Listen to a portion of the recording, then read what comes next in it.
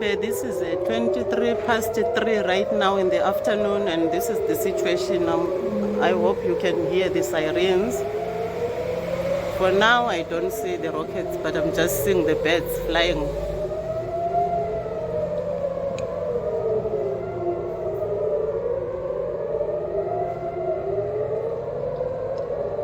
And if you hear the sirens like this, it means the threat is near. Here comes the Iron Domes. I'm sure we are about to hear the sound. Okay, I see one there, up there in the sky. It's just so small, like a cloud. That one there. Yes, it's a rocket that was just intercepted now.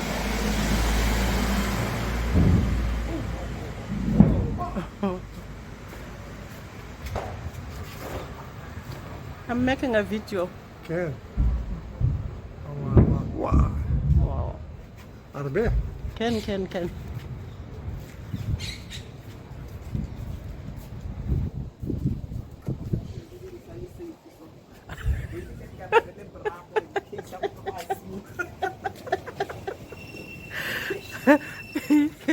Hey. When I get my tell you very say this day nowadays get tomorrow like it like emsebenzini.